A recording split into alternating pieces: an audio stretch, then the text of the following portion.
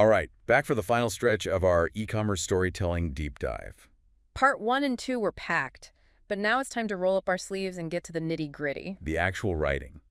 Because, as we've been saying, We can have the best stories, the perfect audience. but if the writing itself is a mess, Nobody's going to stick around to read it. our expert was super clear about clarity being key. Makes sense, right? But it's easier said than done. It is. I've definitely read my fair share of confusing product descriptions. Oh, me too. So much jargon sometimes. But the expert had a really simple tip.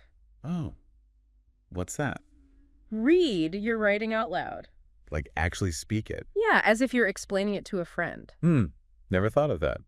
I can see how that would help catch awkward phrases Totally. And another thing, get feedback. from someone else. Yeah, someone who doesn't know your product. Fresh perspective. They can tell you if it's clear, if it makes sense. Makes sense. But clarity is only one part, right? Right. We've got to be concise, too. Online, people are busy. No time for rambling. Exactly.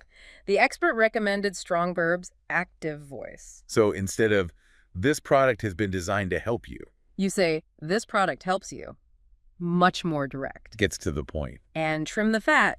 Get rid of any unnecessary words, Less is more. especially online. But we also need to keep the reader engaged. Yes. That's where things get fun. So how do we do that? Vary those sentence structures. Oh, you mean like some short and punchy? Exactly. And then some longer ones for flow. Keeps things interesting. And don't forget those sensory details we talked about. Yes. Painting those pictures with words. It's all about creating an experience for the reader. But amidst all these techniques, there's one thing that really stands out. Authenticity. The expert was super passionate about this. And for good reason. Nowadays, people can spot a fake from a mile away. They want real, genuine connection. So how do we make sure our writing is authentic?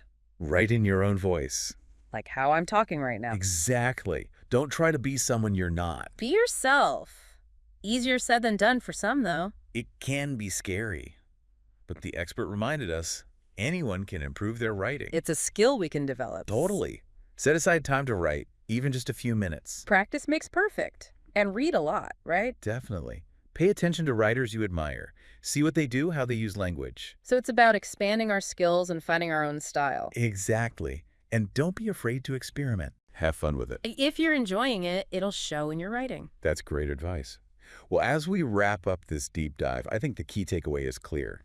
Storytelling is a powerful tool Not just for selling. for building brands, connecting with people, creating a better online experience. It's about tapping into that human element. Remembering there's a person behind every screen. And that's the magic of it. It's not just about transactions. It's about relationships, trust, shared purpose. So go tell your stories. Put your heart into it, be authentic, and let your brand shine. Turn those browsers into loyal customers.